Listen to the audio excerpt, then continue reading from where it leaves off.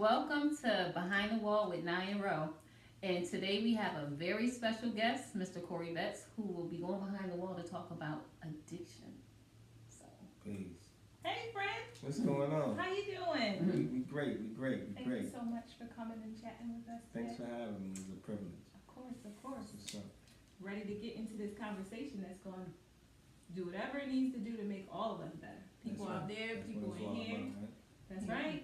and I want to personally thank you for agreeing to be here and to be open and transparent about addiction. So, we could just begin with the first question, and that would be, what is or what was your addiction?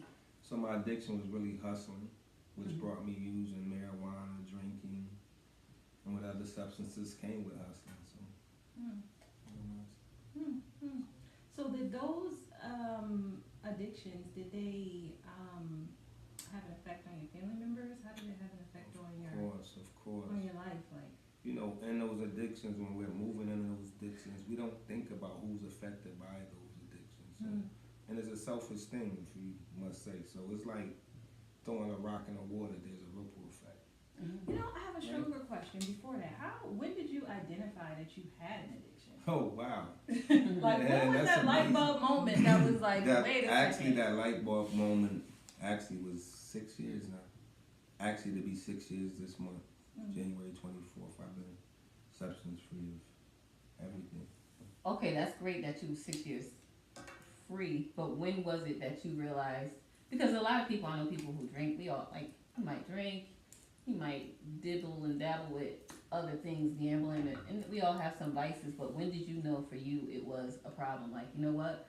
This is not just me having fun. This is like, I Or the have a problem. stronger question is, because I don't know, I see addiction as, well, people feel like it's a need, you know? So when did you get that feeling of like, I can't go my day without it because I got this need and I Oh, gotta wow, fill that- this need. So now you know, we, it now y'all probably taking it doesn't way even back. Now come. y'all taking That's it what way. You know, it probably That's doesn't right. even really come to the So- point that I know it's a problem, but I guess that first step is like, I need this. Yeah, Yeah. exactly. So marijuana was really my thing. So I was a smoker. So, and I was smoking since I was like 15, 16 years old. So I would think that I needed it back then. Like I had to have marijuana in order for me to function and do my daily routines. Wow.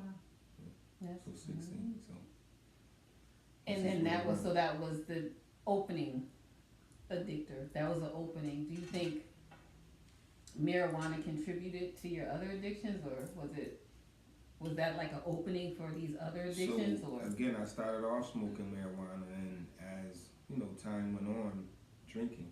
So opened the door for me to drink Mm-hmm. more. You know, so. and when I, Yeah, I'm sorry. I'm sorry, no, I want you to talk, but I get asked all the time, and I wonder myself, like, how did your environment or family, or do you think that played a role in you smoking?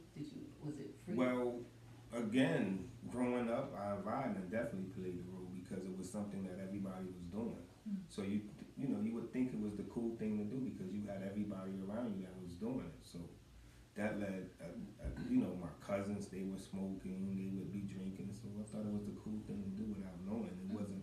And then, you know, if I must say, I come from a family of alcoholics that drank.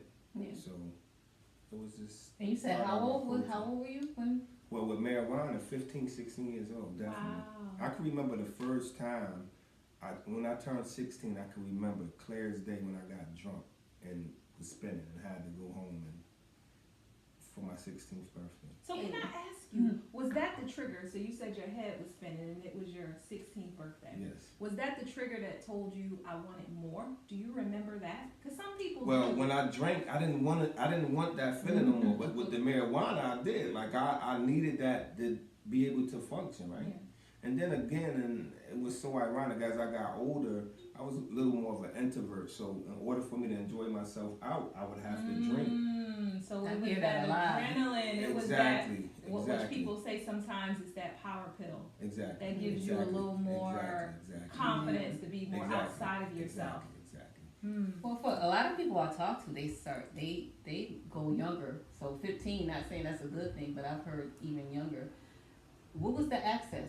You know what I'm saying? At 15 years old, if you were not working, like how were you able to So get to this? again, when I told you my addiction was hustling, so I can remember as a kid in middle school selling nickel bags of weed. But even that access, it has to start somewhere. You know what I'm saying? How did you even get access to weed yourself to make money? Oh wow! Access. The older generation, you have older people who are doing it, so you always, I don't know, as kids it seems like we find a way to get what we want as kids, So that's kind of, And that's why I talked about environment and wanted environment to talk about definitely it playing a role, because and like I said, hustling really became my thing. And I can remember asking my mom as a kid for a pair of sneakers, and she's like, "I can't afford those sneakers." I was like, "All right, I'm gonna go and get them myself." So that in itself became an addiction, because you say, "I'm gonna do this, and once I get the sneakers and get what I want, then I'm done." But then you want more, and then I mean then that's it's a wrap. You know what I mean? So, and that can definitely play into life, but environmental, like as you was mentioning, what you had easier access to was selling nickel bags. Exactly. You know? Exactly. And that was back then, and I was like, wow, now y'all got me thinking. That was like the early 80s. Yeah. I mean, we look back and you're, I'm not going to say your age, but No, I'm we're, good with that. but I'm saying you have children now. So Yes. you just look at, don't you look at the access that you had being totally different from the access they may have? Or do you think they still have that same access? If they would walk outside, they could like, if I wanted to sell this. Well, you know what's crazy? I think it's a little more available for them now than it was for us back then, because back then you only had a few people you could go see to get it from. Now everybody's doing it, so, and it's a cool thing to do, hear it in the music, so that's their thing now, so, you know what I mean, so that's, but and it's so ironic you would say my children, so I'm a little transparent with my daughters and my son, like, listen, this is what I did. And I think that's what they need to hear, especially when you're struggling with addiction, because a lot of times they don't know why daddy ain't home, or why is it the way that it is. And you leave them with that, but once you explain that to them, it changes that. It breaks that wall for them to understand. Yeah.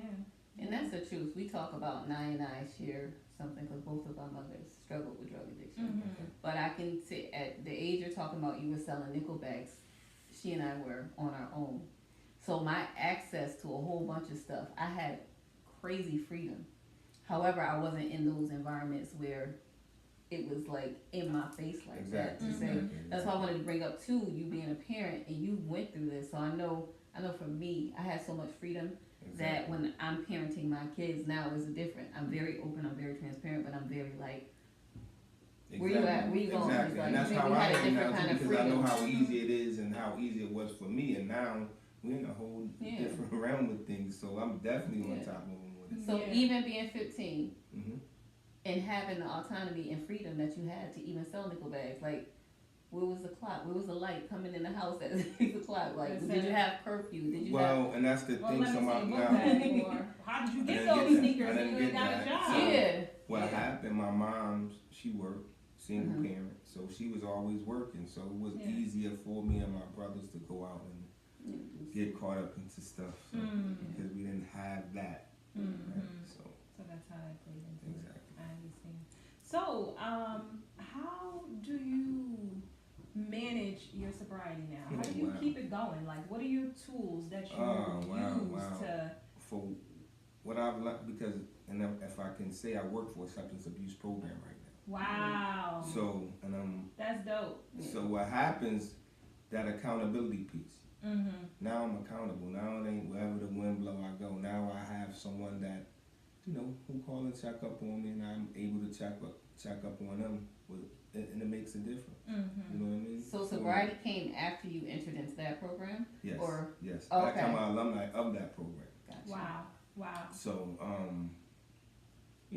just, and then being able to see other people who have overcame those addictions, it gives you that hope and that strength that you need to continue to go on. Not to say that it's easy, it's hard. Right? Yeah. I would want to know what advice you would give somebody who may be struggling from an addiction now. Like, that program you were able to get into, that was awesome, but everybody might not have that opportunity. So this is something else that I learned for me, and not everybody else. So substance abuse for me was just the surface. It was like the tip of an iceberg, right? It was only 10% that you would see in an individual, but then it was another 90 that we don't tap into. Yeah.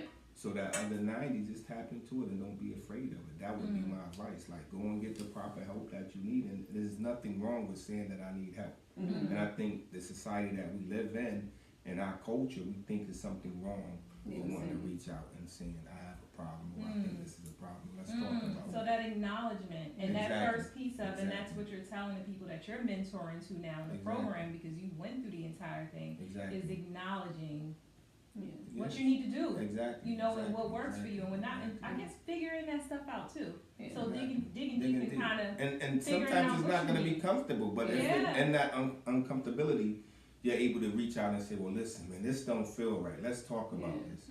And then I believe that'll break a lot of those Well, strongholds. what some may not know, but Corrie does a lot of mentoring for other young people who, Yes. who struggle.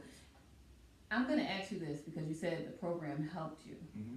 Did you have any supports in the community, like what you're doing for these young people now? Like, was it somebody that you could talk to, or did you have to run to that program? Well, actually, I was court stipulated into the program, and I shared this all the time. There was a judge who asked me a question, and that's when the light came on for me. She was like, when you ever gonna love yourself or be committed in anything? And a lot of times we think that we're loving ourselves. But when she asked me that question, it was like, wow, was I really loving myself with all the self-inflicted wounds that I was giving myself? So I'm like, hold up, let me check this. That was it. That's what changed it. So it was the judge. It was the judge. But prior, even the judge, it was no one in your Well, I had my uncles, but you know, you were a little defiant when it's coming from a family member. You know what I mean? But like, if you have and this is what I'm learning, I'm more open to someone that I don't know, and I'm able to share even a little more clear with them. So, you know, and a lot of times you may have to go and talk to somebody that you don't know, because there's no judgment. So would that be a tip you would give somebody else, get outside of your thing?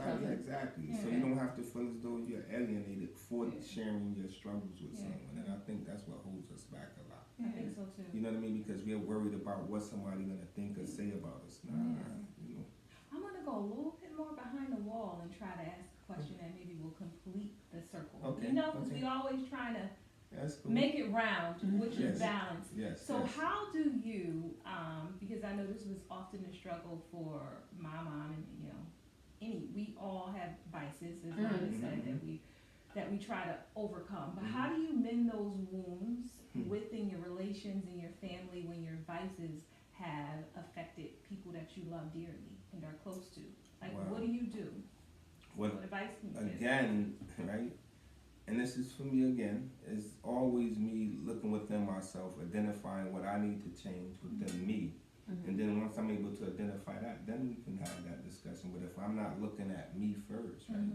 So I would always give the advice, you know, dig deep on what you, and then be real with yourself, because a lot of times we'll say, nah, I didn't hurt nobody, but look at who you hurt. And that's a good one. Acknowledgement and that hurt that you hurt someone else, because that's huge. Yeah. That's a huge healing point for someone. Exactly. For, and I know it was for me, you know, and my mom is saying, I acknowledge that I hurt you. Exactly. I acknowledge that I went through this. And That's it where the really healing hurt you. happens at. Exactly. When we're And able on to both have that parties. open dialogue, right? And Yeah. then not just that, because the person who's in the addiction, what they do a lot of times is they don't even forgive themselves. So how could I look for you to forgive me, and I'm not even forgiving them to myself? I can't even look at myself in the mirror. So would I care if you forgive me or not right now at this time? So, you know. Wow. That's some deep stuff. It's very deep. Yeah. You know, But it's good. It's good. But it's good to know, right? Yeah. Like, let's have these discussions. And I think a lot of times we don't have those discussions, and people stay in that bondage because they're not talking, they're not having that open dialogue. Like, you know, my grandmother used to say, a closed mouth will never get fed. So if I'm not telling you what's going on with me, how are you gonna know? How would you know? Exactly. Well, that was good. That was really good words of wisdom. Yeah, well, you know, this is what it's all about. I thank you for sharing it. But before we even close out, I hate to close out a show without, thank you for the tips, but some resources. What are some resources? Do you know some resources for people who are tap into. I do work for a substance abuse program in Hartford, Youth Challenge of Connecticut. We work with men from the ages of 18 and older. 211 is always a good resource here in Hartford. You know, just call and You have inter-community. There's so many different places out there. And I think that's, again, going back to your piece, being knowledgeable of knowing what's available for you. A lot of times people don't know where to go and don't know how. And I mean, it's important to do research on your shit. Yeah. Whatever that may be. Yeah, exactly. You know what exactly. I mean? To You get have to- better. That was exactly, something I had to exactly, figure out for exactly. myself. Like, you Exactly. need to And do being research on knowledgeable, your stuff. you know, Yeah. So. Yeah. Well, thank you so much for going behind the wall with us. I hope you guys got some knowledge from out of that, some good words of wisdom. We appreciate you watching. That's what's up. Until next time, we'll see you soon. Thank you. Bye. Yeah, peace. I think it's like